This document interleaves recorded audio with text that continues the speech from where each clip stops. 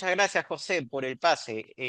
Buenas noches a todos. Es un inmenso placer para mí que nos encontremos reunidos a estas horas para, bueno, abordar este tema, el tema de esta conferencia dedicada a los principios registrales, para lo cual nos adentraremos en la jurisprudencia emitida por la segunda instancia registral.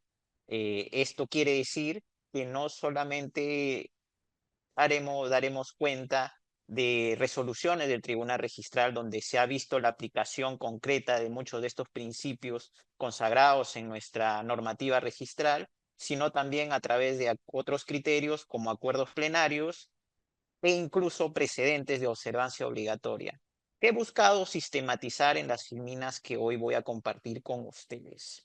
Así pues que, sin más, empiezo.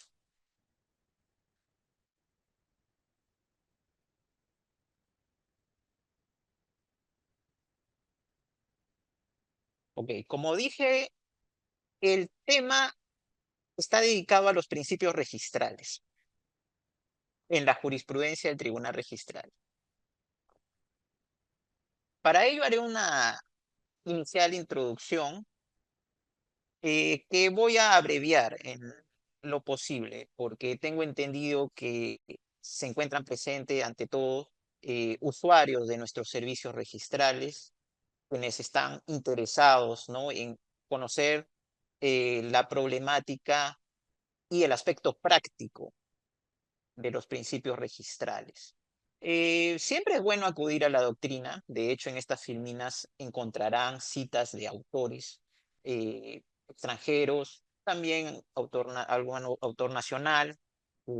Hay varios que han abordado esta temática, pero en lo posible trataré de abreviar eh, este aspecto para privilegiar lo que se refiere a la práctica.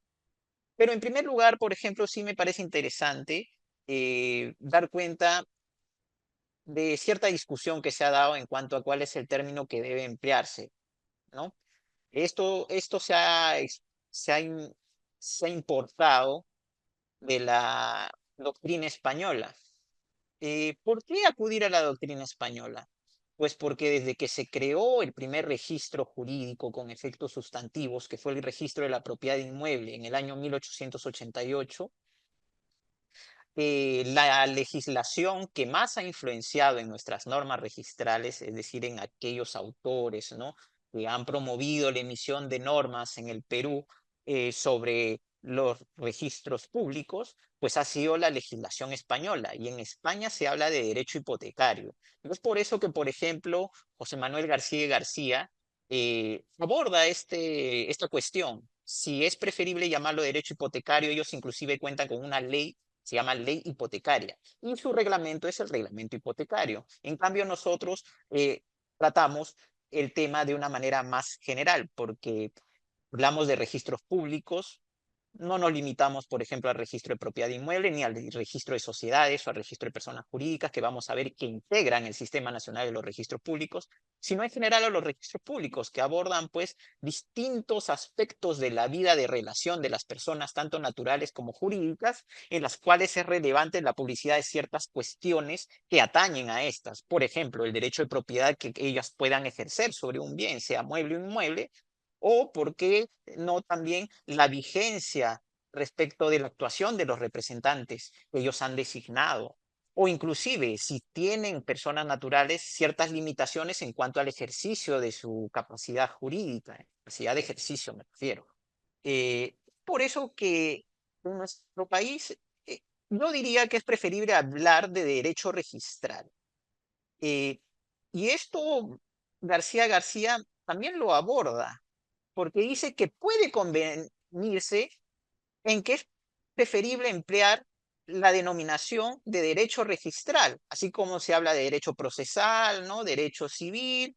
Eh, yo diría además que esto tiene mayor acierto en nuestro país porque, como he dicho, hablamos de registros públicos. Ya no solo de registro de propiedad inmueble, ni siquiera de inscripciones exclusivamente ligadas a la hipoteca, que fue bajo la idea bajo la cual se promovió la emisión de una ley especial en España y que también acá se importó en el siglo XIX. No, ya desde el Código Civil de 1936 el legislador ha preferido emplear la denominación de registros públicos, por lo que debe entenderse que el derecho registral en su aspecto objetivo, pues está constituido, integrado por todas aquellas normas, sea de rango legal o infralegal, que se refieren al ejercicio de la función registral, como señala Peña Bernaldo de Quirós, que es otro autor español, pero en nuestro país hacen, pero limitado, pues, para nuestro caso concreto, a las normas emitidas en nuestro país. Ahora, esto no significa que no se puede estudiar el derecho registral comparándolo con otros sistemas.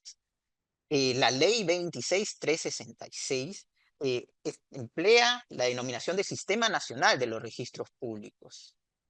Se habla de sistema y precisamente a la noción de sistema como un conjunto, como un todo que funciona armoniosamente, está ligada otra noción, que es la de principios, que vamos a ver a continuación.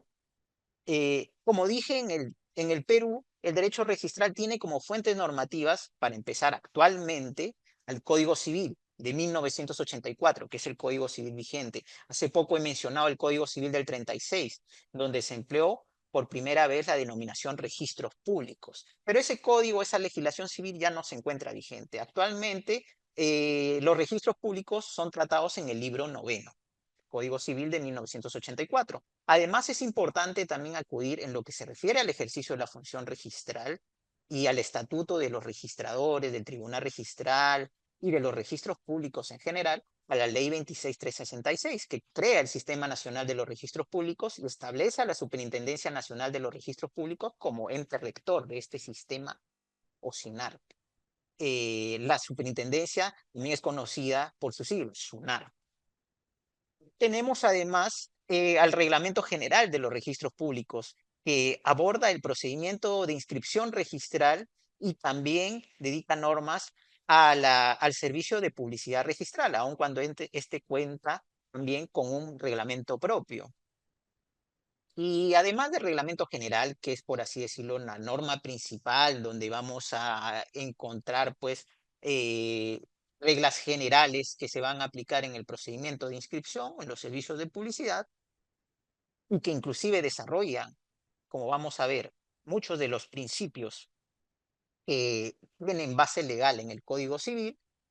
Existen otros reglamentos, lineamientos, directivas que han sido emitidas hasta la fecha por la Superintendencia Nacional de los Registros Públicos, que como he dicho es el ente rector. Ahora, estos registros públicos los podemos dividir en 4 registros principales. Tenemos así el registro de personas naturales, el registro de personas jurídicas, el registro de propiedad inmueble y el registro de bienes muebles. En la filmina que ahora están viendo, pueden ver cada uno de estos 4 grandes registros que conforman desde el año 1994 el Sistema Nacional de los Registros Públicos establecido por la Ley 26366.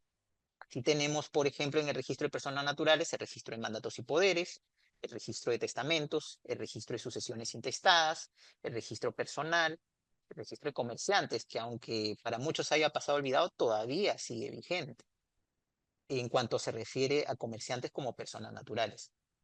El registro de personas jurídicas, donde si alguien está atento, podrá notar que tenemos un registro de personas jurídicas macro, por así decirlo, uno de los 4 grandes registros en los que se agrupa el sistema, y además otro registro de personas jurídicas.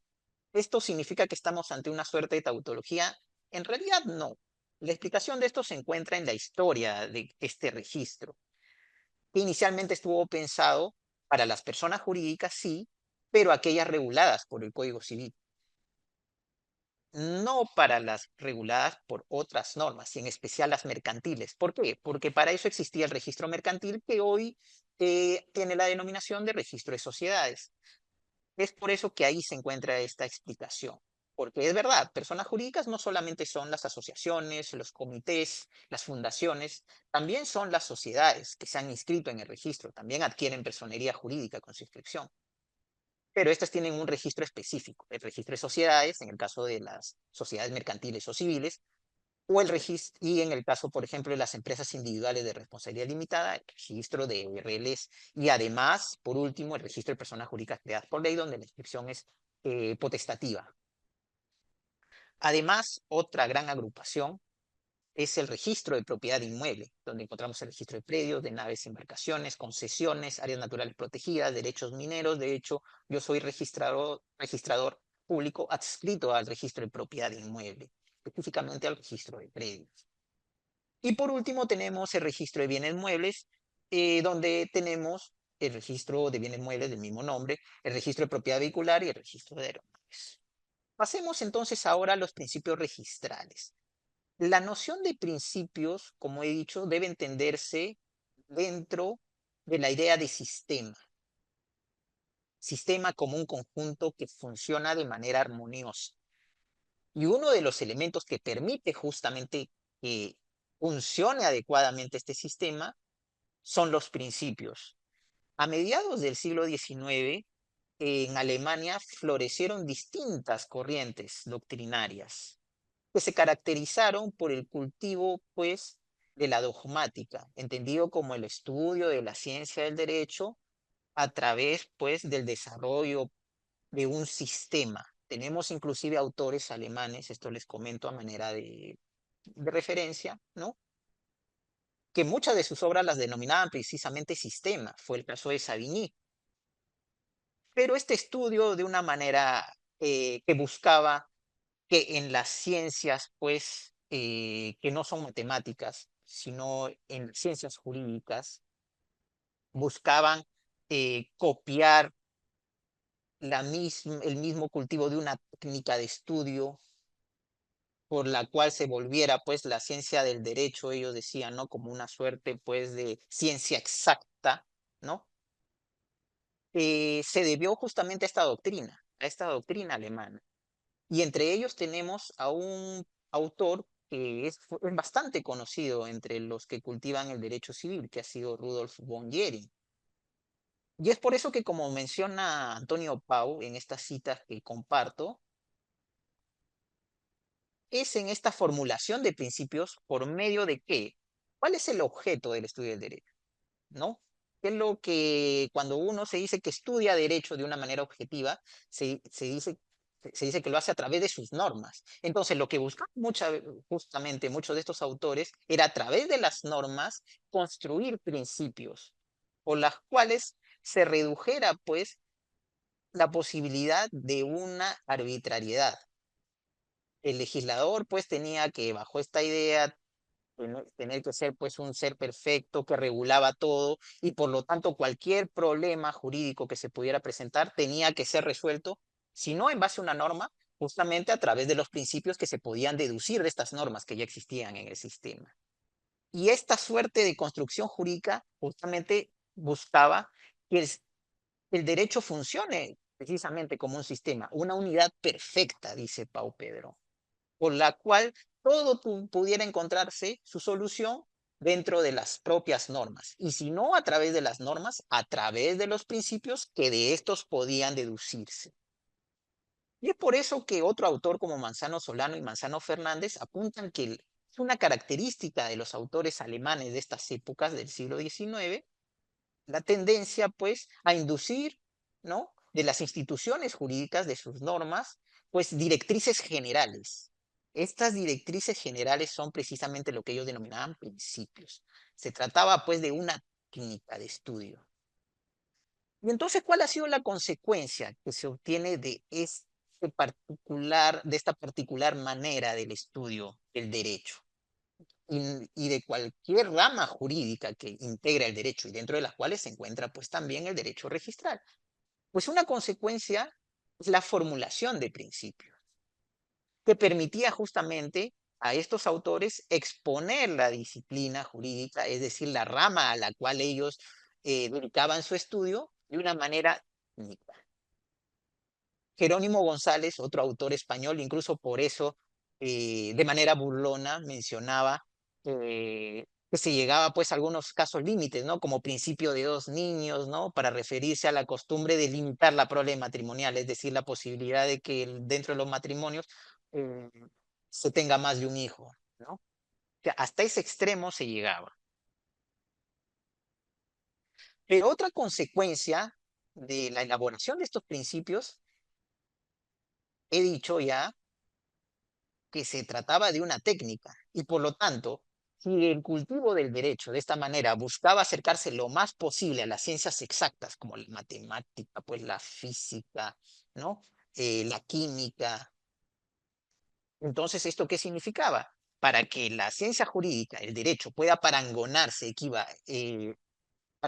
estas otras ramas de las ciencias, se necesitaba pues de términos técnicos. Y es por eso que así se ha pasado a conocerse varios principios bajo denominaciones técnicas, como principio de especialidad, vamos a verlo, principio de legalidad.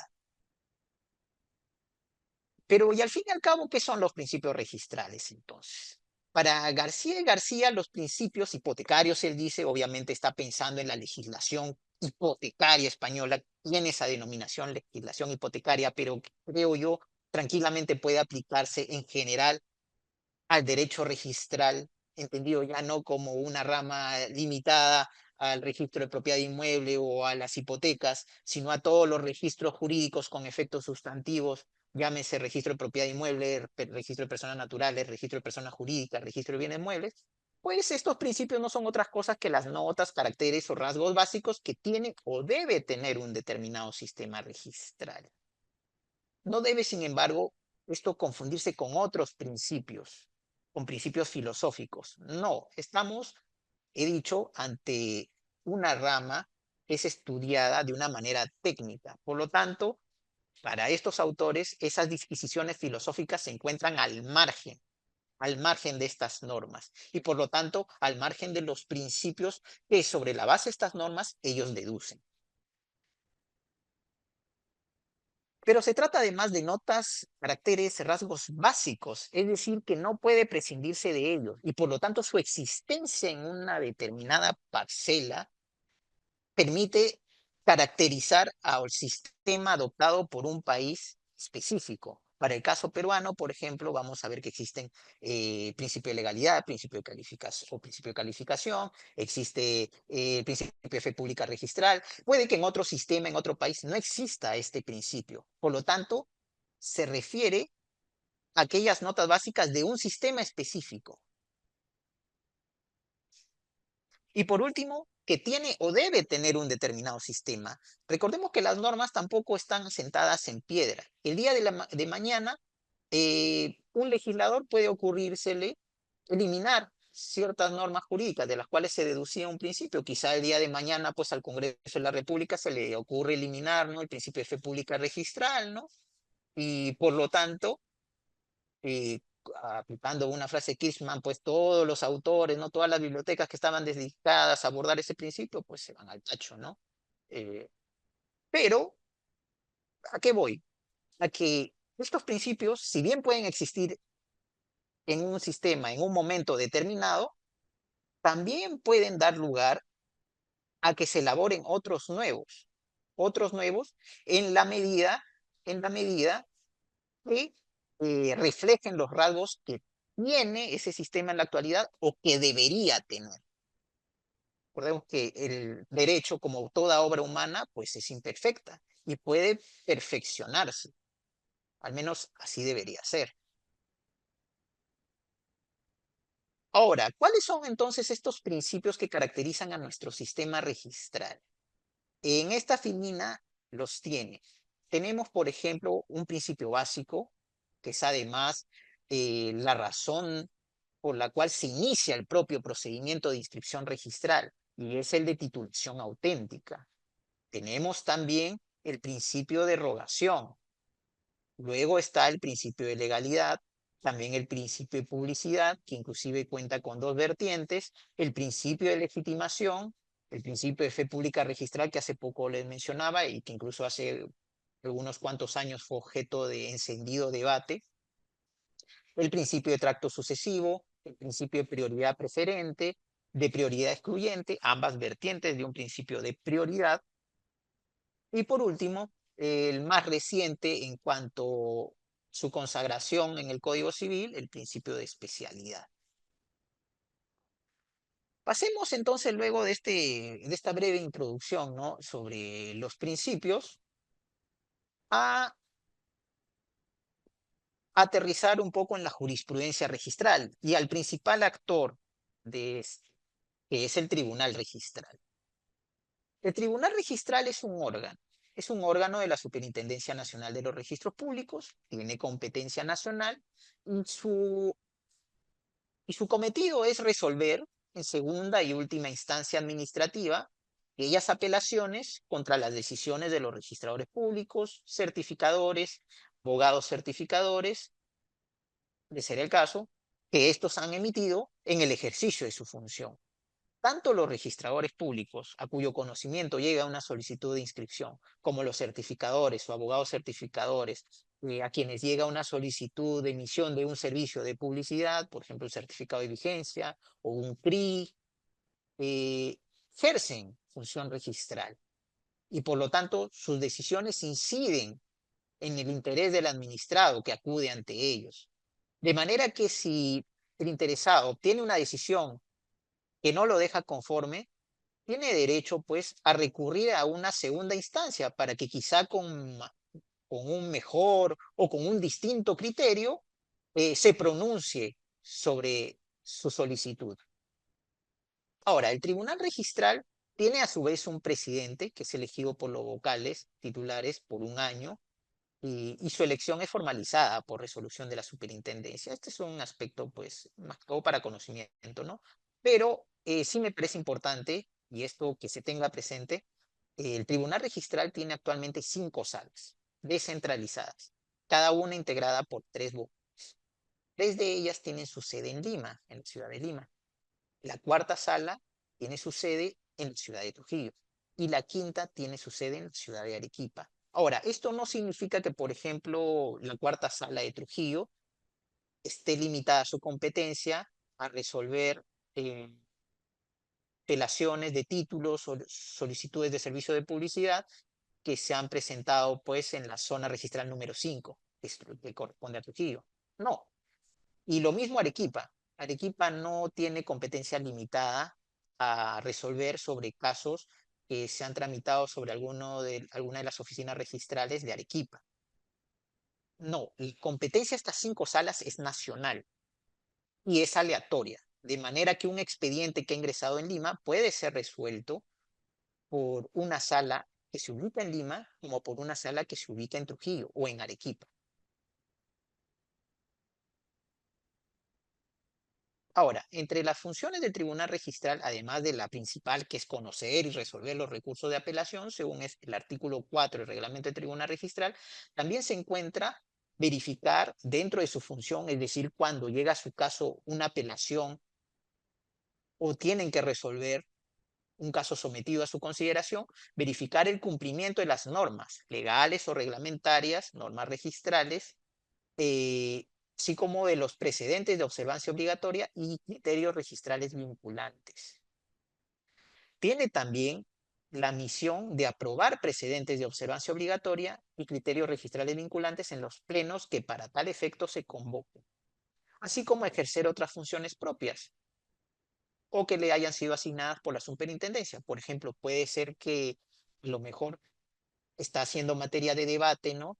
La adopción de un nuevo código civil y se necesita, pues, se pide la opinión de la superintendencia con respecto a cierto tema relacionado con alguno de los registros que integran la SUNAR y que el superintendente, pues, pida una opinión al tribunal registral. Esto se encuentra dentro de la competencia del tribunal registral. Así que la tarea del tribunal registral no solo puede ser resolver recursos de apelación, también se encuentran otras muy importantes. Ya he dicho, verificar el cumplimiento de las normas registrales, así como de los precedentes de observancia obligatoria, que es además competencia exclusiva del tribunal registral, al menos en este país, aprobarlos. Ahora, ya que vamos a ver cómo han sido abordados los principios registrales a través de casos concretos, creo importante compartir con ustedes este cuadro sobre la tipología de los criterios adoptados por el Tribunal Registral, al menos hasta la fecha. Hemos visto en la filmina anterior que se alude a los precedentes de observancia obligatoria como a los criterios registrales vinculantes. Esto está así en el reglamento del Tribunal Registral que está vigente. Sin embargo, este mismo reglamento establece que la aprobación de criterios registrales vinculantes está supeditada a la modificación del Reglamento General de los Registros Públicos, que todavía no se ha dado hasta la fecha. De manera que en este momento actual, hoy, por así decirlo, la tipología de criterios adoptados por el Tribunal Registrales es como sigue: precedentes de observancia obligatoria, acuerdos plenarios y además criterios contenidos en otras resoluciones del Tribunal Registral que no son precedentes de observancia obligatoria. Partamos entonces de los precedentes de observancia obligatoria, que son acuerdos del Pleno del Tribunal Registral, es decir, adoptados por todos los vocales que integran el Tribunal Registral, sea titulares o suplentes que se encuentren obviamente en ejercicio de sus funciones, y por los cuales se establecen criterios de interpretación normativa.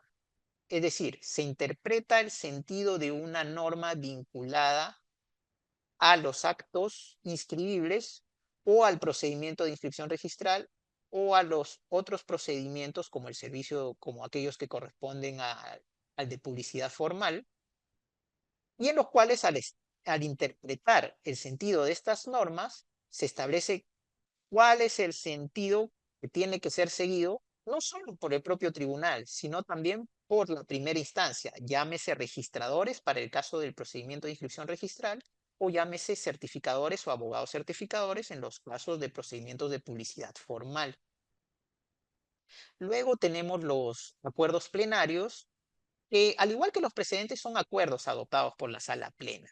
Sin embargo, lo que los distingue de los precedentes actualmente se reduce a que estos criterios solo vinculan al tribunal registral, no vinculan a la primera instancia. Es decir, el tribunal aprueba un criterio, en caso llegue otra apelación de verse sobre el mismo supuesto analizado en este acuerdo plenario, consagrado en este acuerdo plenario, pues el tribunal registral deberá proceder de la misma manera. Deberá respetar sus miembros lo que se ha señalado en el acuerdo plenario, el criterio adoptado como acuerdo plenario, aun cuando el registrador haya adoptado una posición diferente. Es decir, se genera, aunque sea de esta manera, si bien en el caso del precedente el usuario debe tener la certeza que tanto el registrador como la segunda instancia registral o el certificador o abogado certificador deberán proceder ambos de la manera que está prevista en el precedente, eso no sucede en el acuerdo plenario. En el acuerdo plenario sí se le da la seguridad al usuario de que si recurre al tribunal registral, este se quedará sujeto al criterio adoptado como acuerdo plenario. De manera que si recurre una decisión de registrador que sigue un criterio distinto, puede tener la certeza de que el tribunal sí se sujetará al criterio adoptado como acuerdo plenario. Y por último, tenemos las resoluciones del tribunal registral que no constituyen precedentes de observancia obligatoria y que tampoco se encuentran recogidos en un acuerdo plenario específico, por las cuales el tribunal establece un criterio al momento de resolver un supuesto de hecho concreto que ha llegado a su conocimiento. Ahora, abordemos pues entonces ya la jurisprudencia registral que he vinculado a los principios registrales. Tenemos entonces como primer principio el de titulación auténtica.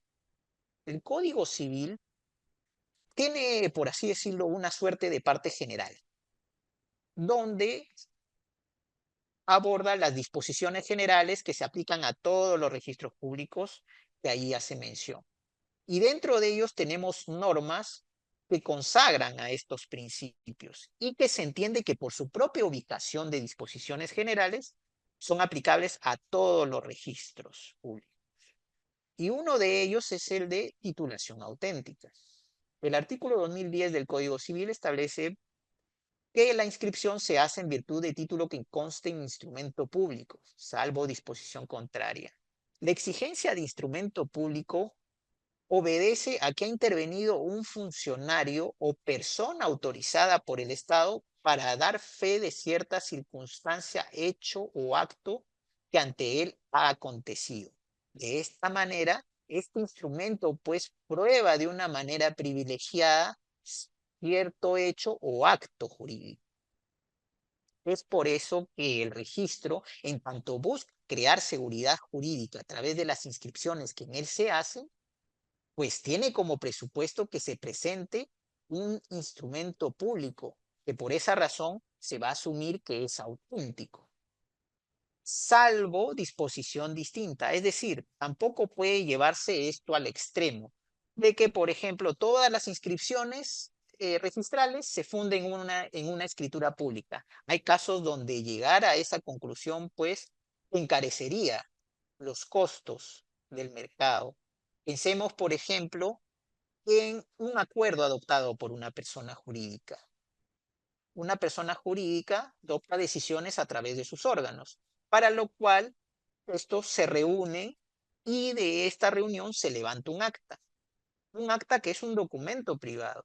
Y si bien llega en copia certificada al registro, esto no significa que, por ejemplo, ha intervenido el notario al momento de expedir la copia certificada no está dando fe de que las personas que ahí se han reunido, pues han efectivamente acudido a la reunión. No lo hace. Él se limita únicamente a dar fe de que esa copia certificada ha sido extraída del libro de actas. Entonces, alguien podría decir, bueno, pero eso no genera ninguna seguridad jurídica, y de hecho así muchas veces sucede, ¿no? Puede adulterarse estas actas, ¿no? Crearse actas de sesiones que nunca se celebraron y por medio de una copia certificada, estas lograr su inscripción. Sí que alguien podría decir, bueno, para evitarnos eso, pues que intervenga un notario, ¿no? Que intervenga un notario en la reunión y que estos a su vez acudan ante el notario, ¿no? Y manifiesten su voluntad de que adoptaron tal o cual acuerdo. Pero imaginemos esto, pues, en personas jurídicas que quizá tienen uno o dos miembros, podría quizá ser practicable. Pero en personas jurídicas que cuentan con 30 miembros, 50 miembros, 100 miembros, esto es imposible. Y además, pues, eh, crearía efectos más nocivos en cuanto al funcionamiento de esta persona jurídica, que difícilmente va a poder obtener una inscripción registral, dado que el acceso al registro sería muy costoso, porque primero tiene que ir ante un notario, acudir a la reunión, levantar una escritura pública, además. De manera que por eso el legislador hay en muchos casos en los cuales ha sacrificado, ¿no? Ha sacrificado la necesidad de presentar un instrumento público y exigen en muchos casos documentos privados. El Reglamento General de los Registros Públicos, por su parte, eh, establece que las inscripciones, cuando se realicen en mérito a instrumentos públicos, el caso paradigmático es la escritura pública que uno otorga ante un notario, ¿no? Solo podrán fundarse en mérito de traslados o copias certificadas. Estas copias certificadas son lo que se conoce comúnmente como partes notariales, que van a ser expedidas por el notario o por el funcionario autorizado de la institución que conserva en su poder la matriz. Ahora, esto no significa que la escritura pública es el único instrumento público que puede obtener una inscripción registral. Pensemos, por ejemplo, en el caso de una habilitación urbana. Una habilitación urbana se registra en mérito a una resolución emitida por una municipalidad. Y la resolución que emite la municipalidad a través del funcionario competente para ese efecto es también un instrumento público porque ha intervenido un funcionario, el notario, al igual que este funcionario, recibe en delegación del Estado para dar fe de cierto hecho o circunstancia. En el caso del notario, dar fe de que dos personas o más han acudido a su despacho y han otorgado cierto acto jurídico. En el caso del funcionario municipal, este da fe, por delegación del Estado también, de que ha operado la habilitación urbana, por ejemplo, en este caso concreto, respecto de cierto predio. Y el registrador, pues, no puede eso poner en entredicho. Pero en ambos casos, por ejemplo, si yo quiero la inscripción de una resolución administrativa, para eso tendrá que presentarse La copia certificada de esta resolución es pedida por el funcionario que tiene el original en su poder. El original no tiene por qué llegar al registro. Se entiende que la institución pública conserva ese original. Y lo mismo sucede con el notario. El notario conserva la escritura pública en su protocolo y lo que emite para su inscripción en el registro es una copia de esta. Una copia que está específicamente dirigida al registro y que comúnmente se conoce como parte notarial. Ahora, eh, ya desde hace buenos años se viene pues implementando el tema de la presentación electrónica telemática de títulos, para lo cual inclusive existe una plataforma específica que es el Sistema de Intermediación Digital de la SUNAR o SIT-SUNAR. En este caso, gracias a una modificación del reglamento general, se ha establecido que a este parte o solicitud del notario que se ingresa por el SIT-SUNAR podrán ingresarse, por ejemplo, copias certificadas. Certificadas, en este caso, por el notario que está presentando el título por el SIT, de documentos administrativos, es decir, de documentos que no ha emitido el notario y por lo tanto alguien podría decir, oye, es verdad, puede fundarse la inscripción en mérito de documentos administrativos, pero tendría que llegar una copia certificada por el funcionario administrativo. En cambio, lo que va a llegar al registro es una copia certificada por el notario. Claro, se entiende que para el notario ha llegado el original en el entendido de que se trata de una copia certificada de la resolución administrativa. Entonces, en este caso se ha modificado el reglamento general para que efectivamente este aspecto no sea cuestionado por las instancias registrales. ¿Por qué? Porque estas copias, como he dicho, van a llegar con la firma digital del notario. Y no va a haber impedimento para ello porque se entiende que todo el expediente electrónico sigue garantizando la autenticidad de los documentos que por él se están presentando. Ahora, de hecho, la presentación telemática favorece la conservación de la autenticidad de estos documentos. ¿Por qué? Porque al no haber canales intermedios desde que se emite el instrumento hasta que llega al registro, por ejemplo, pensemos en una escritura pública. Yo voy hoy a una notaría, ¿no? Para que me emitan para otorgar una escritura pública. Otorgo mi escritura pública, digamos, de un poder, ¿ya? Estoy colocando un ejemplo, nada más. Algo hipotético, no digo que esto suceda en la realidad, pero, ¿qué es lo que pasa? Eh, Obtengo pues mi parte, ¿no? Además, el decreto legislativo 1049, que es la ley del notariado, permite que el notario pueda designar a una persona para que presente, ¿no? El título al registro, aunque en el caso del registro de mandatos y poderes es obligatorio, además, inclusive ahora que se tramite exclusivamente por el SIT-SUNAR. Pero hablemos de un caso hipotético. Eh, entonces, el notario me entrega el documento físico y yo lo tengo ahí guardados 3 años, pues, ¿no? Lo tengo ahí guardado 3 años. Esto es lo que sucedía antiguamente. Lo tenía guardado ahí 3 años, luego, no sé, por X motivo se lo entregaba a otra persona, y llegaba al final la solicitud de inscripción por una persona, ingresada por una persona que no tenía nada que ver con el notario. Entonces, ¿qué sucedía? Se daban fundadas sospechas de que en todo ese intervalo el documento haya sido adulterado. Y eso es lo que en muchas ocasiones sucedía. El documento era adulterado porque entre la emisión del instrumento público y su llegada al registro para la inscripción, pues podía haber pasado por muchas manos, podía haber sido adulterado, no había ningún control.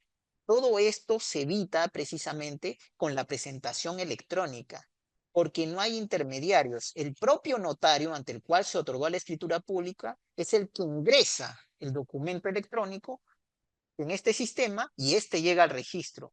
Por lo tanto, inclusive ni siquiera es necesario el desplazamiento físico del presentante. El notario, desde la comodidad de su oficio o sus dependientes, puede ingresar este instrumento electrónico, conservándose pues y garantizándose de esa manera la autenticidad del instrumento. Así no le va a caber duda pues al funcionario registral de que está llegando un documento que efectivamente ha sido autorizado por este notario.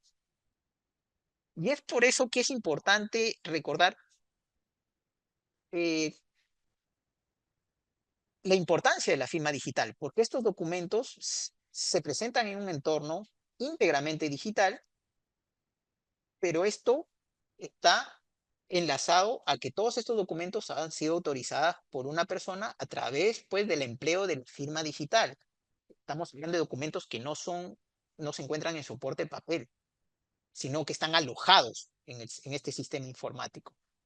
Y la ley de firma digital establece que esta tiene la misma validez y eficacia que el uso de una firma manuscrita u otra análoga que conlleve manifestación de voluntad. Entonces, ¿podría alguien decir que estos documentos electrónicos, a pesar de que cuentan con firma digital, son copias simples? Claro, si al registro va a llegar el documento electrónico y por lo tanto, o inclusive una impresión de él en el supuesto de que se haya presentado de manera física, ¿no? Imaginemos, por ejemplo, un certificado de numeración que ha sido suscrito electrónicamente por un funcionario de la municipalidad. En este caso, en este caso, va a llegar pues al registro un ejemplar de este certificado. Va a llegar un ejemplar de este certificado, pero esto no significa que lo que se está presentando es una impresión que consiste en una fotocopia simple. ¿Y por qué es importante este criterio del tribunal registral? Porque si se presentara en realidad una copia simple, si se considerara que se tratara de una copia simple, el registrador hacha el título. Pero en tanto este documento ha sido autorizado con una firma digital, pues esta produce los mismos efectos que si se hubiera presentado pues un documento con firma manuscrita. No puede en estos casos pues hacharse el título. Ahora, ¿es posible entonces tachar por falsedad documentaria un título electrónico presentado por el CID SUNAT?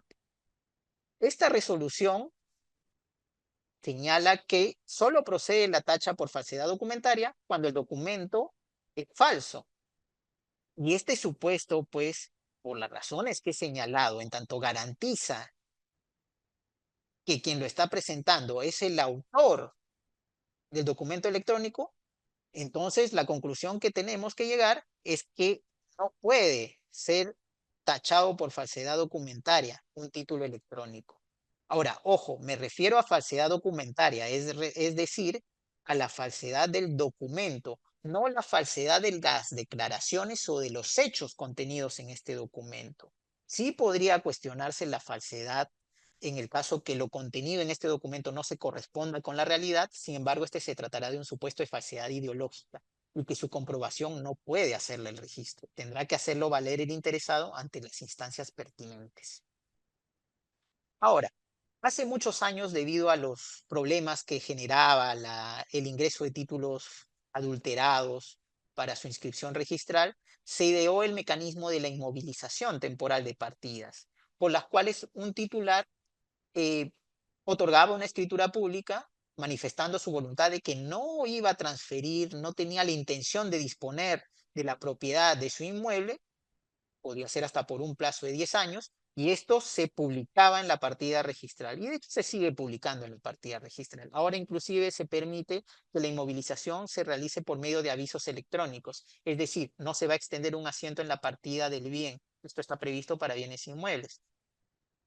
Pero resulta que con todos los adelantos que se han dado, y en especial con la presentación de títulos electrónicos por medio de la plataforma SID-SUNARP, que como he dicho garantiza la autenticidad del documento y por esa misma razón no puede tacharse tampoco por falsedad documentaria esta solicitud de inscripción, entonces alguien puede interrogarse si existe una inmovilización temporal otorgada por el titular registral, pero luego llega una escritura otorgada por ese mismo titular y que es ingresado por el SID-SUNARP, ¿tiene que previamente levantarse esta inmovilización para poder registrar el acto de disposición? No. Es un supuesto que está en la propia directiva de medidas contra el fraude registral, dentro de las cuales se encuentra la inmovilización de partidas. Sin embargo, esta resolución que ven en la Filmina, la 1101-2025, ya ha establecido esto como criterio. Es decir, en estos casos, el registrador levantará de oficio el aviso electrónico, de manera que no tiene por qué pedirle al titular registral que sí, es verdad, solicitó la inmovilización de la partida, es cierto, pero si viene luego una manifestación de voluntad por la cual él está disponiendo del inmueble, ¿no está acaso dejando sin efecto en buena cuenta ese levantamiento? Yo diría que sí, es la conclusión más lógica. Pero, como dije, la propia directiva establece que en esos casos, cuando el título ha sido presentado a través del SID-SUNAR, es decir, un entorno que garantiza la autenticidad del documento, no es necesario que el registrador proceda a pedirle al notario que otorgó ese documento que se quiere inscribir que le confirme la autenticidad. ¿Por qué? Porque el propio sistema garantiza esa autenticidad. De manera que en este caso el aviso no será obstáculo. Ni el aviso ni el asiento de inmovilización serán obstáculos para registrar este acto de disposición, cargo o gravamen que ha otorgado el titular registral. Hacemos ahora el principio de rogación, que es un principio básico de nuestro sistema registral, por el cual los asientos se extienden pedido de parte. Se entiende que quien es el principal interesado es el otorgante del acto de derecho que se quiere publicar en el registro, pero también puede hacerlo un tercero. Y en el caso que lo haga un tercero, se presume que lo hace en interés del beneficiado de la inscripción, salvo que se acredite lo contrario. De manera que el registro no hace pues inscripciones de oficio, salvo supuestos específicos, como sucede con las rectificaciones de errores materiales. En los casos de rectificaciones de errores materiales se entiende que la rogatoria estaba en el título original, que al momento de registrarlo se cometió un error. Por lo tanto, no es necesario que el usuario ratifique una rogatoria que ya se encuentra en el propio título archivado. Si yo dije que transfería un inmueble A y me lo han registrado en la partida del inmueble B, tengo yo que además necesariamente tener la rectificación para que esto se corrija. Claro, muchas veces lo hace el propio interesado que advierte la inexactitud registral, pero se entiende que puede el propio registrador que cometió el error, si advierte a tiempo el error, corregirlo de oficio, sin necesidad de que ingrese necesariamente una solicitud de rectificación. Pero, ¿cómo se determina la rogatoria de un título? Porque recordemos que sea en el caso de títulos electrónicos o de títulos físicos, aparejado a los documentos que van a fundamentar la inscripción, se encuentra un formulario de solicitud de inscripción, donde muchas veces los interesados dicen, ¿no? Se solicita la inscripción de compraventa, por ejemplo, compraventa, o de declaratoria de fábrica, de habilitación urbana, de reglamento interno. ¿Es la rogatoria lo que ha colocado el interesado en este formulario de inscripción? No necesariamente. Y esto queda claro, por ejemplo, en esta resolución 4509-2023, porque la rogatoria no solo fluye de lo que se ha indicado en la solicitud de inscripción, también se va a deducir de los documentos que ha presentado el usuario. Por ejemplo, un usuario presenta una escritura de compraventa con constitución de hipoteca, hipoteca voluntaria, hipoteca voluntaria. El hecho que en la solicitud de inscripción únicamente haya señalado se solicita la inscripción de compraventa y no ha dicho que se reserva la inscripción de la hipoteca o que, o que no desea que se registre este otro acto, no significa que el registrador va a tener que pasar por alto ese acto de constitución de hipoteca. Se entiende que al no haber dicho algo diferente el usuario, al no haberse reservado expresamente o haber formulado desistimiento parcial de alguno de los actos contenidos en el título, la rogatoria comprende todos los actos contenidos en el título.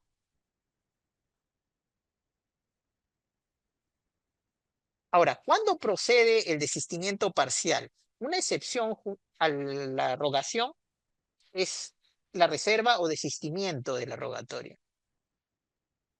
Pero esto, como lo ha señalado esta resolución 4066-2022, solo procede cuando estamos en presencia de actos separables y siempre que la reserva no afecte los elementos esenciales de otro u otros actos inscribibles contenidos en el título. De manera que en un título pueden estar contenidos más de un acto jurídico. Y muchos de ellos no necesariamente tienen que estar vinculados. Por ejemplo, presento al registro una solicitud de inscripción de fábrica y reglamento interno. Pero resulta que me observan la constitución de reglamento interno porque quizá pues no he indicado todos los datos que me exige la ley 27157 y su reglamento que debe contener este documento. Y yo pues como me urge obtener una inscripción y quizá considero que para otorgar el reglamento interno voy a necesitar más tiempo, me desisto de la inscripción del reglamento y pido que se registre la fábrica. Perfecto. Estamos ahí en presencia de actos separables.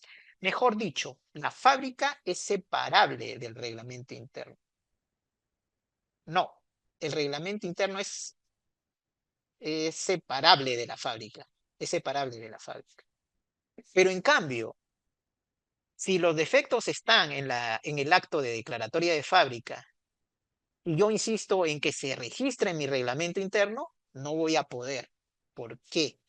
Porque según el reglamento de inscripciones de registro de predios, la declaratoria de fábrica es acto previo para la constitución de reglamento interno. Me explico.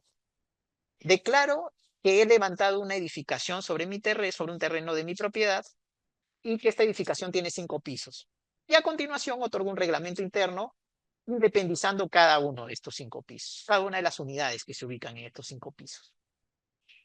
¿Voy a poder registrar el reglamento interno sin haber registrado la edificación? No, porque si se procediera de esa manera, se estaría alterando otro principio, el de especialidad.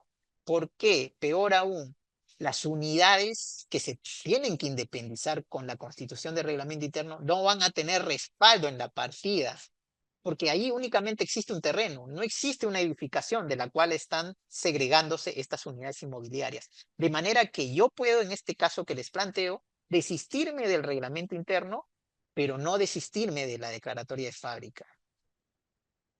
No podría, por eso, en este caso, la fábrica ser separable del reglamento interno. Otro caso, quizá más patente, el de la hipoteca legal, que es justamente el que analizan estas dos resoluciones del Tribunal Registral. ¿Es posible reservarse o desistirse de la inscripción de una hipoteca legal? La hipoteca legal es justamente una excepción al principio de erogación, porque las hipotecas legales las extiende el registrador en las partidas registrales porque así lo estableció el legislador, de manera que no necesitan rogatoria expresa. El simple hecho de que, por ejemplo, se ha celebrado un contrato de compraventa y no se ha pagado totalmente el precio, da lugar a que el registrador tenga que extender hipoteca por el saldo del precio a favor del vendedor, salvo que el acreedor, el beneficiario de esta hipoteca, formule renuncia, que renuncia a ese derecho. Porque la hipoteca, como todo derecho patrimonial, es renunciable, pero no puede eliminarse por la vía del desistimiento de la reserva. No se trata pues de un acto separable de la compraventa, salvo que medie renuncia expresa del acreedor. Por eso tengan presente estas dos resoluciones del Tribunal Registral, la 278/2008 y la 1367/2009. Porque como he dicho, la hipoteca legal en estos casos es una excepción al principio de erogación. Pasemos ahora al principio de calificación o legalidad. El principio de calificación, harto conocido para quienes estamos familiarizados, ¿no?, con el registro, está contenido en el artículo 2011 del Código Civil y a su vez en el artículo 5 del Reglamento General de los Registros Públicos, por el cual los registradores califican, valga la redundancia, la legalidad del título en cuya virtud se solicita la inscripción. ¿Qué significa la legalidad del título? Porque esto a veces genera muchos dolores de cabeza para los usuarios de nuestros servicios registrales. La legalidad del título importa que el documento o documentos que integran este título, la solicitud de inscripción que ha llegado al registro, reúnan los requisitos establecidos en las normas, pero aquellos requisitos que van precisamente a permitir la inscripción del acto de derecho. Por ejemplo, para registrar una donación tiene que haberse otorgado la escritura pública. Entonces, dentro del principio de calificación, de una donación de inmueble. Para inscribir una donación de inmueble tiene que haberse otorgado una escritura pública. No podría, por ejemplo, llegar al registro una minuta de donación. No podría fundarse una inscripción en una minuta de donación, en un documento privado. O, por ejemplo, quiero constituir una hipoteca y también pido que se registre la hipoteca por documento privado. Es decir, no se ha constituido por escritura pública, que es requisito para la constitución de hipoteca según el Código Civil. Entonces, este requisito le corresponde verificar al registrador, por ejemplo, la formalidad. Esto forma parte de la legalidad que se encomienda al registrador que verifique cada vez que llega un título a sus manos. Pero esto no significa pues que el registrador tiene que escudriñar cada aspecto, cada extremo del título e inclusive abordar aspectos cuyo examen el legislador ha encargado a otra persona. y que inclusive reviste de ciertas garantías. Es el caso, por ejemplo, de los mandatos judiciales. Es por eso que el segundo párrafo del artículo 2011 establece, sí, los registradores califican la legalidad de los documentos, la capacidad de quienes los otorgan, la validez del acto ahí contenido, ojo, la validez del acto, pero sobre la base de lo que se ha presentado al registro. Por ejemplo, he presentado una escritura pública, pues verificaré que el acto sea válido sobre la base de la escritura que se me presenta. No podré fundar, por ejemplo, mi denegatoria basándome en que existe, pues una notación de demanda por la cual se está pidiendo la nulidad de ese acto. No podré fundarme porque eso no está contenido en el título e inclusive ya está anotada la demanda, de manera que la eventual decisión que adopte el juez, inclusive declarando la invalidez de ese acto, ya está resguardada por la prioridad registral de la anotación de esta medida cautelar. Pero todos estos aspectos de la calificación que parte del título, de la partida registral y de los antecedentes de los asientos de inscripción, es decir, de los títulos archivados, estos son los tres insumos que emplea el registrador para calificar la legalidad del título, no se aplica con todos esos alcances para el caso de resoluciones judiciales. Así lo ha establecido expresamente el artículo 2011 del Código Civil. En estos casos, inclusive el registrador deberá solicitar aclaración o información complementaria al juez, pero no podrá, por ejemplo, echar solicitud. Por ejemplo, yo veo que hay un acto incompatible con la sentencia que se quiere registrar. En un supuesto ordinario, esto daría lugar a una tacha del título. Pero en el caso de mandatos judiciales, el registrador tiene que requerir al juez que aclare su mandato. Ahora, la calificación en todos estos casos, sea de resoluciones judiciales, o sea de actos voluntarios que llegan, o de resoluciones administrativas, se realizan siempre teniendo presente que el registrador y el tribunal registral deben propiciar y facilitar las inscripciones. Asimismo, para el caso de aquellos actos de modificación física o de incorporación de un predio al registro, esta tarea de calificación se complementará con el apoyo del área encargada del manejo de las bases gráficas registrales, que es lo que comúnmente se conoce como área de catastro. Ahora, como he dicho, la calificación se realiza sobre la base de tres importantes insumos: el título, la partida y los antecedentes de los asientos que se han extendido en esta partida. Entonces, es importante pues definir cuál es la partida sobre cuya base voy a calificar un título. Existe un precedente de observancia obligatoria aprobado en el octavo pleno del Tribunal Registral que ha definido qué es lo que debe entenderse por partida directamente vinculada. Esta no es otra que aquella donde se procederá a extender el asiento registral o de la cual derivará esa inscripción. Por lo tanto, no puede acudirse a otras partidas registrales que nada tienen que ver, no tienen ninguna causa, ningún enlace con la partida en la cual se va a extender el asiento de inscripción. Por ejemplo, me solicitan la inscripción de una transferencia respecto de una partida, de la partida de un bien. Sin embargo, me pongo a ver pues otras partidas que también están, sobre las cuales el transferente también tiene dominio y empiezo a verificar que en cada una de ellas hay un mandato de inhibición otorgado por un juez penal. Entonces, sobre esa base, podría decir, ah, no, este transferente en realidad tiene problemas, ¿no? Sus propiedades están siendo judicializadas. Si esta inhibición no está anotada en la partida, yo no puedo extenderme a otras partidas registrales. Por eso, la partida vinculada, la partida sobre cuya base el registrador va a calificar un título, es aquella en la cual se va a extender la inscripción en caso procediera, o aquella de la cual va a derivar esa inscripción. Ahora, la calificación tiene ciertos matices. Es el caso de las resoluciones judiciales y precisamente otro precedente de observancia obligatoria ha definido cómo se califican las resoluciones judiciales. Por ejemplo, ¿puede el registrador examinar si la sentencia se ajusta o no a lo que él considera que es el verdadero sentido de la ley? No, esto está vedado. El registrador no puede convertirse en una especie de contralor de lo que ha resuelto el juez. Lo que ha resuelto el juez se entiende que lo ha hecho dentro de sus competencias, dentro de su propio fuero. De manera que sí, el registrador está autorizado para pedir aclaraciones o información adicional al juez. Así lo establece el segundo párrafo del artículo 2011.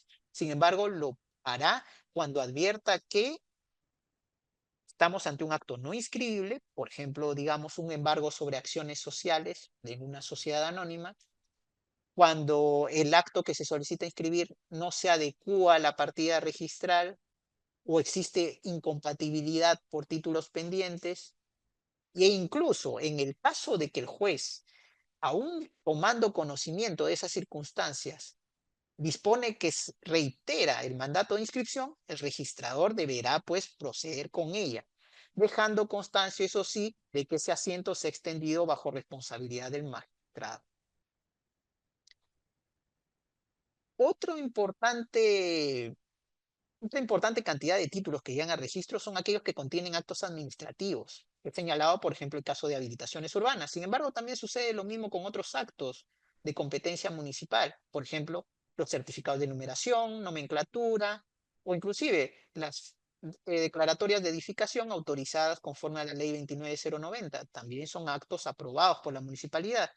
Por lo tanto, las resoluciones que aprueban estos actos, la subdivisión de predios urbanos, por ejemplo, la independización de predios rústicos sin cambio de uso, todos estos son actos pues administrativos. Y en estos casos la calificación también se encuentra limitada.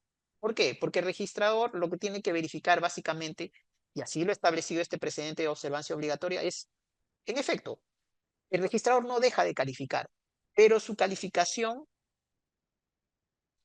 va a girar en torno a aspectos determinados. Para empezar, la competencia del funcionario que emitió la decisión, el carácter inscribible del acto de derecho y su adecuación con los antecedentes registrales y la partida registral. De manera que no puede evaluar los fundamentos de hecho derecho que tuvo la autoridad administrativa para emitir ese acto, ni la regularidad interna del procedimiento. Un ejemplo de esto lo podemos ver en estos criterios aprobados el año pasado por el Tribunal Registral para la calificación de subdivisión de predios urbanos. Tenemos así el precedente de observancia obligatoria aprobado en el 285 pleno del año 2024, el año pasado, donde se ha establecido que cuando en una partida registral un predio figura como rústico, para registrar la subdivisión aprobada por la municipalidad, tiene que registrarse antes la habilitación urbana. No se está pues acá cuestionando la competencia de la municipalidad. Lo que se está cuestionando tampoco es eh, la validez del acto. Se está pidiendo en cambio un acto previo. ¿Y esto parte de qué aspecto de la calificación? Del aspecto referido a que los funcionarios registrales pueden evaluar la adecuación del título, en este caso la solicitud de subdivisión, con los antecedentes registrales. De manera que si en la partida registral no está inscrita la habilitación urbana, entonces la subdivisión no se adecua a la partida y por lo tanto tiene que cumplirse un acto previo. Para el tribunal, en este caso, se está pues calificando el acto administrativo dentro del margen de lo que establece el precedente que antes he señalado de calificación de actos administrativos. Se ha hecho además una importante precisión también el año pasado de que se va a necesitar de la inscripción de la habilitación urbana aun cuando habrá inscrito el cambio de condición o uso del predio.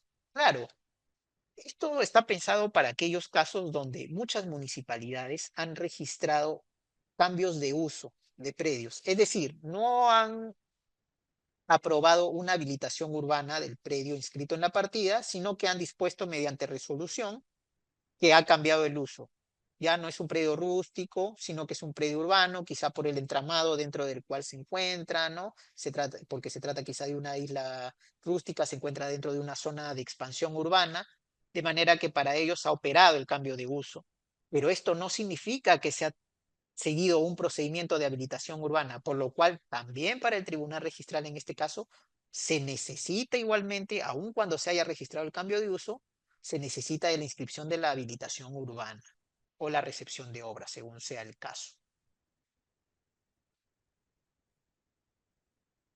Otra importante cantidad de títulos que llegan al registro son aquellos respaldados en instrumentos notariales, llámese escrituras públicas, actas protocolares, de procesos no contenciosos, asuntos no contenciosos notariales, donde en muchas ocasiones la calificación falta de una norma que, por ejemplo, como en el caso de los actos administrativos, existe una norma de la ley 27444, la ley del procedimiento administrativo general, que establece la validez, que presume la validez del acto administrativo aprobado.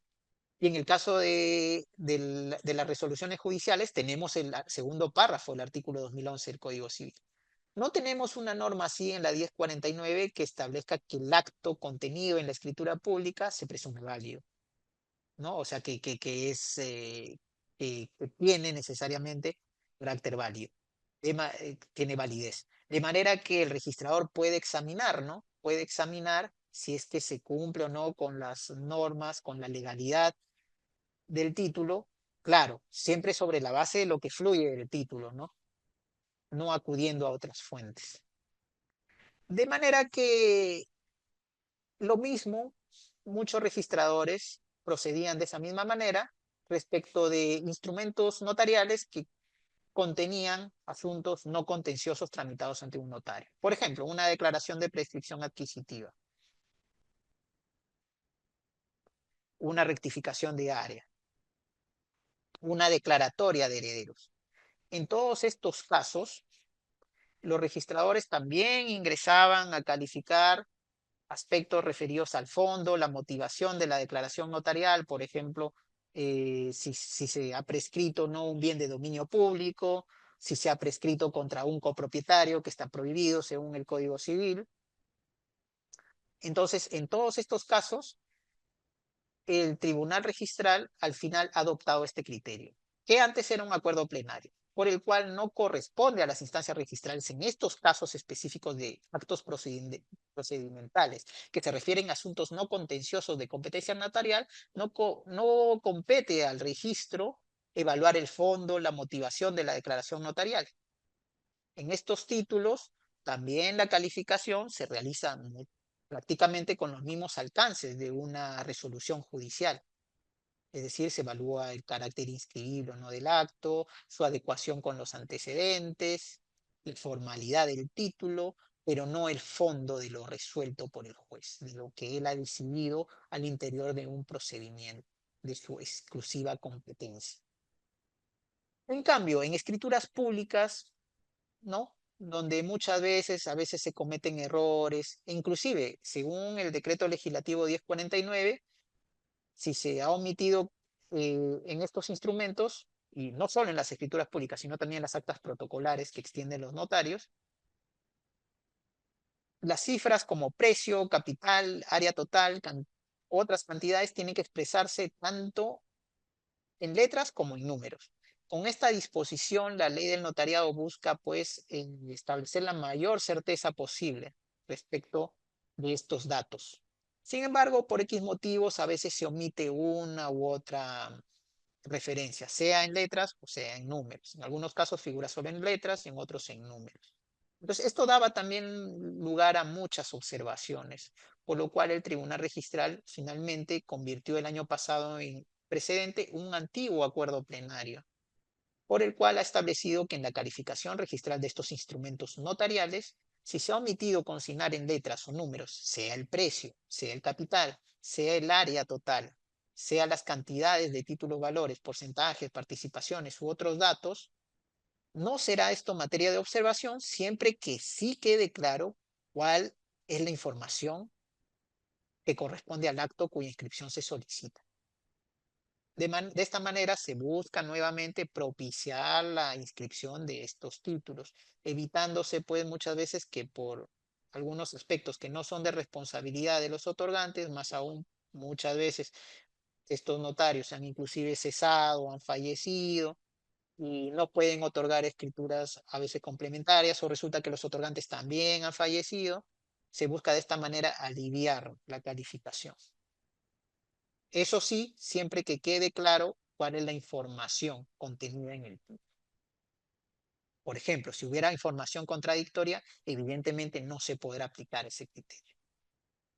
Tenemos luego el principio de publicidad, que es recogido por el artículo 2012 del Código Civil, por el cual se presume, sin admitirse prueba en contrario, que toda persona tiene conocimiento del contenido de las inscripciones. Esta presunción es bastante curiosa, porque al no admitir prueba en contrario, ¿estamos realmente en presencia de una presunción?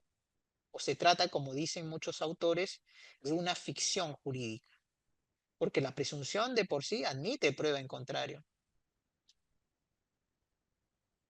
Por su parte, el Reglamento General de los Registros Públicos regula la publicidad en dos normas, que denomina publicidad material y publicidad formal. Publicidad material es lo que se identifica con el artículo 2012 del Código Civil. La publicidad es la principal consecuencia, la principal actividad que tienen los registros públicos, dar a conocer a terceros ciertas circunstancias que el legislador ha considerado que son relevantes para el tráfico jurídico. Por ejemplo, quién es el propietario de un bien, ¿no? O quién es el representante de una persona jurídica, si una persona tiene alguna limitación para contratar, para ejercer su capacidad. Eh, Estos datos son importantes para el tráfico, para la realización de transacciones en el mercado. Por lo tanto, los datos que sobre estas circunstancias tenga el registro, se presume que todos los conocen. Se entiende que todos los conocen, así lo establece el artículo 2012. Por eso es que se dice en la publicidad material, regulada por el Reglamento General de los Registros Públicos, que el registro justamente otorga publicidad. Esa es su tarea del registro, otorgar publicidad, sea de actos, derechos, también de algunos hechos jurídicos.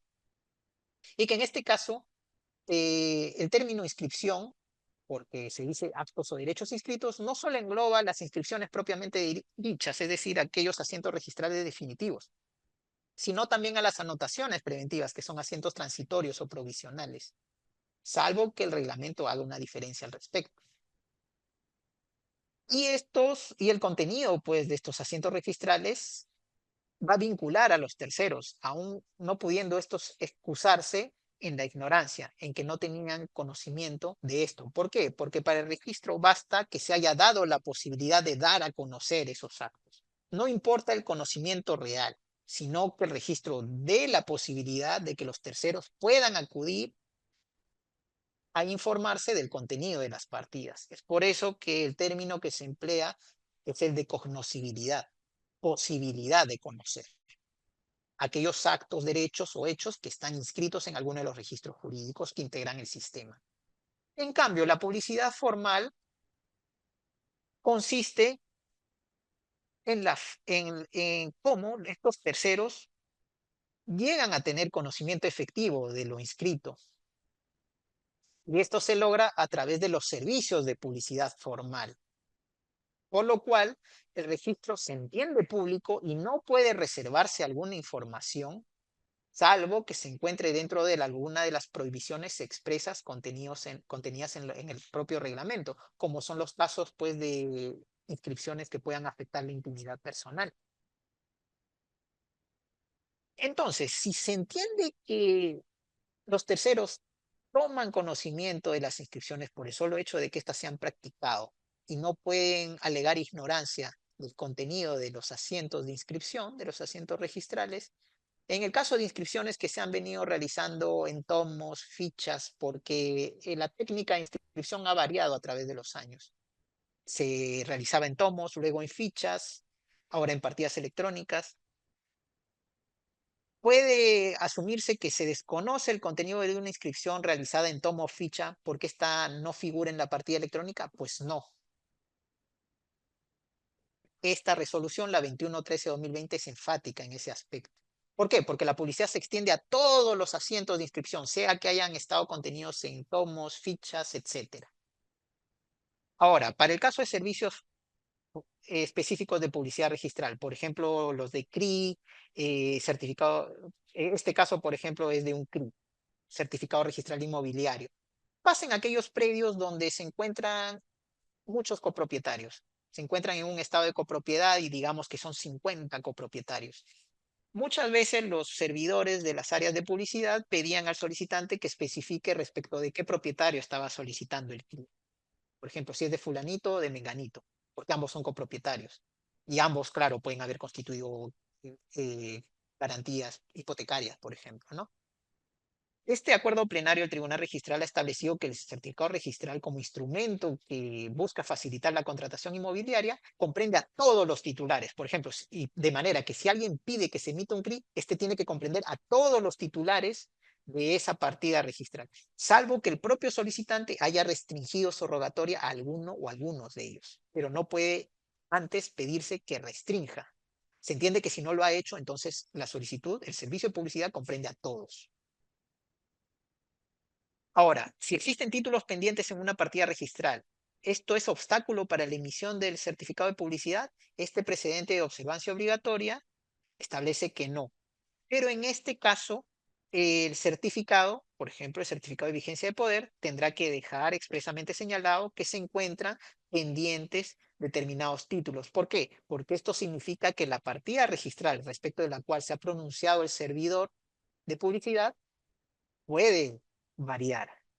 Y esto es importante que lo sepa el tercero, que justamente quiere saber cuál es el estado, por ejemplo, de un poder o de la propia vigencia de la persona jurídica. El principio de legitimación está contenido en el artículo 2013 del Código Civil y es un principio típico, muchas veces se invoca en la calificación. ¿Por qué? Porque este principio dota a la inscripción de importantes efectos y estos efectos son que lo inscrito se va a presumir que es lo que corresponde a la realidad extrarregistral, en tanto no se haya rectificado por las instancias registrales o se haya declarado su invalidez por el órgano competente, es decir, por el órgano judicial o por el órgano arbitral, según sea el caso, mediante resolución o laudo firme. Ahora, el asiento registral puede ser cancelado en sede administrativa, pero en hipótesis concretas. Fuera de ellas no se puede estar cancelando inscripciones. Pero aún así, la inscripción registral queda sus efectos bajo la salvaguarda de los tribunales, como se dice. ¿Por qué? Porque la inscripción no convalida tampoco actos que son nulos, anulables, no quedan por una suerte de efecto mágico convertidos pues en actos válidos.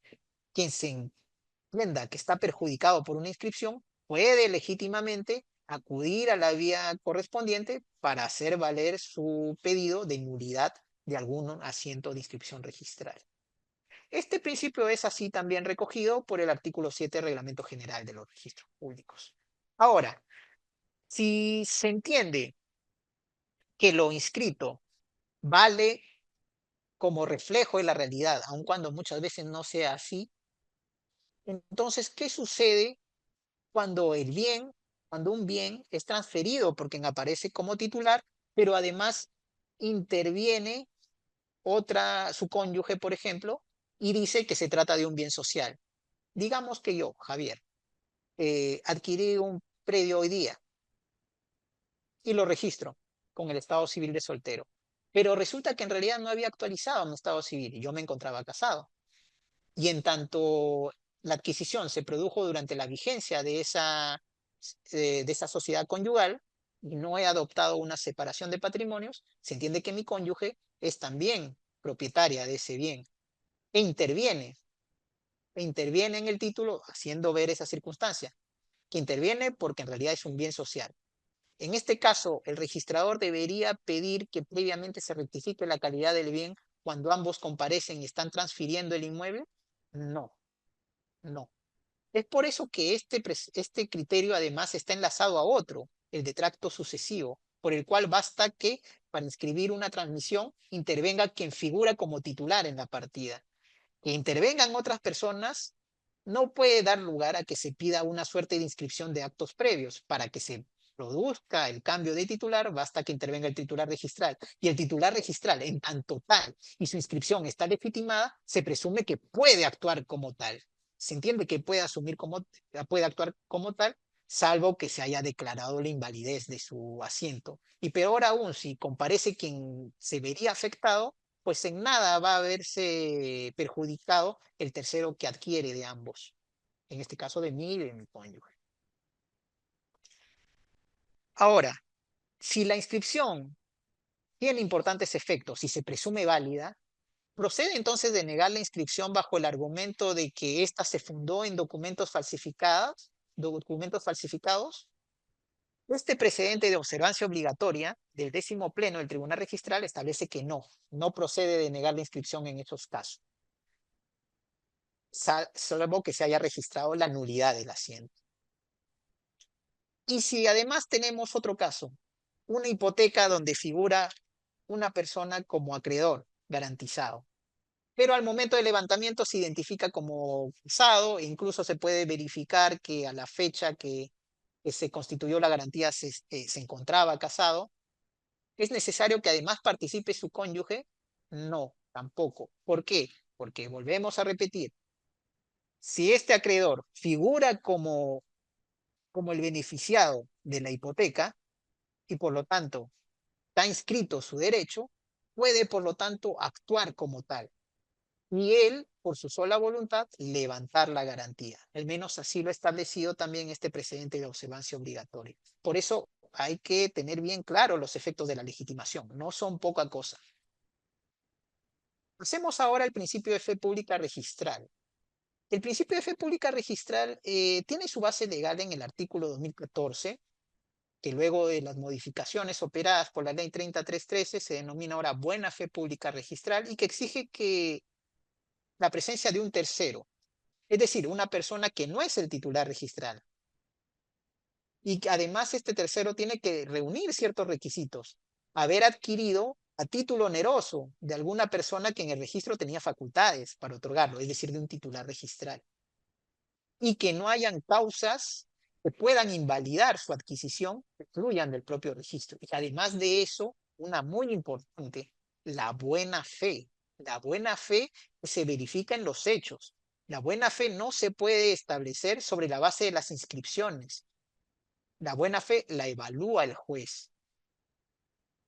Y además de eso tenemos, luego de la modificación del artículo 2038, también a otro tercero, en este caso para el registro de mandatos y poderes, por el cual este tercero de buena fe y que a título oneroso ha contratado sobre la base de un mandato poder inscrito, no será perjudicado en caso este mandato poder haya sido modificado, extinguido, limitado, etcétera, siempre que estos actos modificatorios no estuvieran inscritos. El Reglamento General de los Registros Públicos hace inclusive una noción más general, pues establece que la inexactitud, entendiendo por inexactitud toda discrepancia entre lo inscrito y la realidad extrarregistral, no va a perjudicar al tercero registral a título oneroso y de buena fe que haya contratado sobre la base de lo inscrito, siempre que las causas de la inexactitud no consten en los asientos de inscripción. Y el reglamento de jurídicas establece además un tercero especial para el caso de aquellas inscripciones que se han practicado en este registro. Es un registro personal, no un registro de bienes. Y lo mismo, una disposición similar también tiene el reglamento del registro de sociedades. Entonces, si he dicho que la buena fe es un elemento que se necesita para que se configure el tercero del que trata el artículo 2014 del Código Civil, ¿puede el registro establecer que una persona tiene o no la calidad de tercero? No, no puede hacerlo, porque el examen de la buena fe se basa en circunstancias que no se pueden limitar a la sola inscripción. Se basa, por ejemplo, en datos de conocimiento de un titular, por ejemplo, que ha verificado la posesión de aquel que le transmitió la propiedad y la posesión no es inscribible en el registro. Entonces, elementos como la buena fe impiden que el registro pueda establecer si estamos en presencia o no de un tercero según el artículo 2014 del Código Civil. Inclusive, el proyecto de reglamento general de los registros públicos que se prepublicó el año pasado ha establecido y propone incorporar un párrafo señalando que la determinación de la configuración del tercero registral de buena fe solo corresponde al órgano judicial o arbitral que resuelva la contienda. ¿Por qué? Porque se trata de elementos que desbordan la calificación registral. y por lo tanto eso no puede determinarlo el registro. Ahora, además, debe distinguirse el tercero de los registros de bienes del tercero que existen los registros de personas. Así lo podemos ver, por ejemplo, en esta cita del profesor González Barrón. Establece que él habla del tercero registral en el derecho mercantil, que vale lo mismo para el registro de personas jurídicas como para el registro de sociedades. Inclusive puede extenderse a otros registros personales, como el caso del artículo 2038, que establece un tercero que no se va a ver perjudicado por revocaciones de mandatos o poderes. Y precisamente cómo se aplica esta figura del tercero en el registro de personas jurídicas es abordado por esta resolución del Tribunal Registral, la 1857-2022, para la cual el tercero en este caso es cualquier contratante que, que se ha vinculado a la persona jurídica por medio de un representante inscrito y que por lo tanto cualquier acto que haya modificado la representación de este mandatario de la persona jurídica, pero que no se ha inscrito, no le va a ser oponible a este tercero. Este tercero no se va a ver perjudicado por modificaciones no inscritas en la partida del registro de personas jurídicas y lo mismo puede extenderse al registro de sociedades. El principio de tracto sucesivo, que en realidad está bastante enlazado al principio de legitimación registral. Ambos, creo, podría decirse que son las dos caras de una misma moneda, porque la inscripción del titular va a permitir que éste pueda actuar como tal, fundándose en la legitimación de la inscripción, pero además esto va a permitir que quien derive su adquisición de este titular registral pueda a su vez ver inscrito su derecho que ha adquirido. Es por eso que el artículo 2015 establece que ninguna inscripción, salvo la primera, es el caso, por ejemplo, de las primeras inscripciones de dominio, las inmatriculaciones, así como se conocen, no se va a realizar, ninguna inscripción se va a practicar si antes no está inscrito o se inscriba el derecho de donde emana. Es decir, yo, Javier, he adquirido de José. Para registrar mi adquisición de un inmueble inscrito, previamente tiene que estar en la partida el derecho de José. Si no está inscrito el derecho de José, sino más bien está inscrito el derecho de quien le transmitió a José, digamos Carlos, entonces yo tendré que previamente registrar, incorporar a mi solicitud los títulos, los documentos que puedan sanear esta cadena de transmisiones que no accedió al registro. ¿Por qué? Porque así lo exige el tracto sucesivo. Y este tracto sucesivo también está contemplado en el artículo 6 del Reglamento General de los Registros Públicos. Entonces, más o menos recordando el caso que les mencionaba a propósito del principio de legitimación, se vulnera el tracto sucesivo, se intervienen otras personas diferentes del titular registral en el acto adquisitivo. Esta resolución estableció que no. Por ejemplo, si intervenía un cónyuge que no tenía derecho inscrito sobre el inmueble, pero que participaba, pues, porque era la esposa, ¿no? Digamos, del propietario que era el titular registral, esto no va a significar que previamente, como hemos visto en el caso de la legitimación, tenga que rectificarse la calidad del bien. No. En tanto intervenido el titular registral, su sola intervención es suficiente para producir la inscripción de la adquisición. Y esto ha sido además elevado a la categoría de precedente de observancia obligatoria, de manera que este precedente aprobado en el 293 pleno ha establecido que el principio de tracto sucesivo queda cumplido cuando se verifica que ha intervenido el titular registral, siendo absolutamente indiferente que hayan intervenido otras personas, sea su cónyuge, sucesores, otros que no tengan derecho inscrito.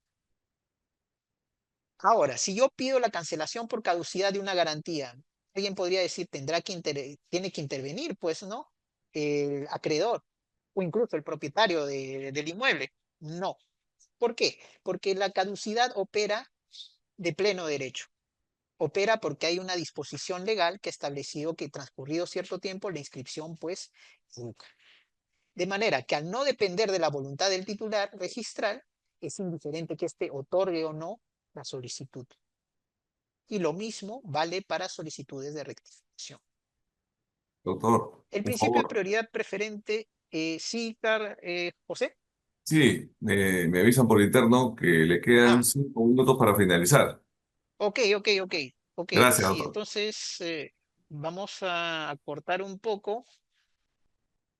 En cuanto al principio de prioridad preferente, que está recogido por el artículo 2016, es importante dejar señalado que que por él se establece que los derechos que acceden al registro van a establecer preferencias según cómo se han presentado. Por ejemplo, si ingresa una hipoteca el día de ayer y luego ingresa el día de mañana una segunda hipoteca, el hecho que primero se registre, mejor dicho, que primero se extienda el asiento de inscripción de la segunda hipoteca no significa que esta va a ser preferente respecto de la primera. ¿Por qué? Porque los efectos de la inscripción se van a retrotraer al asiento de presentación, esto es, a la fecha, hora en que se presentó el título al registro. De manera que esta primera hipoteca, si llega a inscribirse, seguirá teniendo la condición de preferente, aun cuando su asiento registral se haya extendido con posterioridad a la segunda. Y un caso así fue analizado en esta resolución, la 1052-2024, por la cual un usuario pidió que la hipoteca que había ingresado primero al registro eh, se rectifique. ¿Por qué? Porque había ingresado una segunda hipoteca cuyo asiento se extendió primero. Es decir, hay dos hipotecas en el mismo caso que les planteé, pero la segunda hipoteca tuvo su asiento elaborado antes del de la primera hipoteca. Entonces el usuario de la primera hipoteca dijo, no, lo que corresponde es que primero esté el asiento de la primera hipoteca y luego el de la segunda. Pero esto no es relevante. ¿Por qué? Porque más allá de la fecha en que se extendieron los asientos, lo que va a determinar la preferencia va a ser el momento en que se presentaron los títulos correspondientes. El principio de prioridad excluyente, por el cual no puede inscribirse un título incompatible con otro ya inscrito, aunque sea de fecha anterior, y esto comprende además no solo a los títulos ya inscritos, que es lo que establece el Código Civil, sino también a los títulos pendientes de inscripción, que es de lo que trata el artículo 10 del Reglamento General de los Registros Públicos. ¿Cuándo estamos ante títulos incompatibles? Pues cuando un título no puede acceder si otro ya se ha registrado. ¿Por qué? Porque eh, el primero determina la imposibilidad de inscribir o anotar el segundo. Por ejemplo, se trata de circunstancias, como deja claro esta resolución, en los que estamos ante actos o derechos idénticos o opuestos entre sí. Idénticos, por ejemplo, ingresa una declaratoria de fábrica. Al día siguiente ingresa la misma declaratoria de fábrica. ¿Puedo registrar nuevamente la declaratoria de fábrica cuando esta ya está inscrita? No. La identidad hace que el primer título sea incompatible con el segundo. El caso de la doble venta. Yo, Javier, le transfiero a José, pero simultáneamente le transferí a Carlos. Para mala suerte de José, primero ingresa la transferencia de Carlos, aun cuando es posterior. Al haberse ya producido la transmisión y registrado esto en la partida, lamentablemente la venta que yo le otorgué a José ya no podrá acceder. Ahí estamos ante oposición, ya no identidad, que fue el primer caso que les comenté. Por último, el principio de especialidad, consagrado actualmente en el artículo 2017A, es el principio de más reciente data en el Código Civil, aunque ya estaba contemplado en el artículo 4 del título preliminar del Reglamento General de los Registros Públicos, por el cual por cada bien o persona jurídica se va a abrir una partida independiente, donde se va a extender su primera inscripción y la de los actos posteriores. Este principio está vinculado estrictamente con los casos de inmatriculación. Por inmatriculación generalmente se entiende la primera inscripción de dominio. Si yo pido la inscripción de un inmueble, pero este ya se encuentra registrado como uno mayor o como el mismo en el registro, yo no puedo volver a solicitar que ese predio acceda de nuevo, porque de abrirse una partida se generaría una patología que es conocida como duplicidad de partidas. Y esto atenta justamente contra el principio de especialidad que exige que por cada bien haya una sola partida.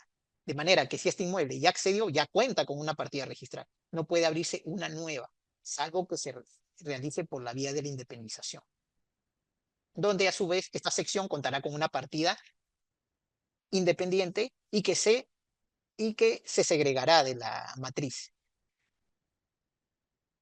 El principio de especialidad además exige que, por ejemplo, en el caso de secciones de unidades inmobiliarias de mayor extensión, no puedan registrarse actos dispositivos si antes no se han independizado. ¿Por qué? Porque la independización es justamente el acto que va a permitir que cada bien cuente con una partida independiente. Pero sucede muchas veces que hay partidas registrales en las que coexisten distintos inmuebles. inscripciones que quizás se han realizado equivocadamente, pero en las cuales existen más de un titular con un bien específico en una partida. Esto atenta contra el principio de especialidad. Sin embargo, ya se encuentra legitimado, por lo cual el titular de este bien, aun cuando no se haya independizado, podrá pues realizar actos de disposición sobre él. Bueno, por último, este caso del Estado civil, ¿qué sucede cuando en una partida registral un titular registral figura con un estado civil, pero al momento de otorgar la transferencia indica otro estado civil? En este caso, muchas veces algunos registradores venían observando bajo el entendido de que no había adecuación.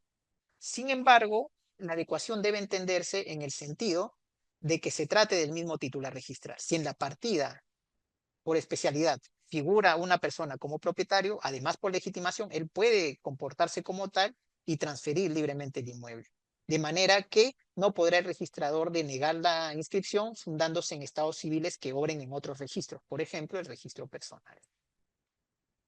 Eso sería todo, mi estimado José. Pasemos pues entonces ahora a la atención de las preguntas.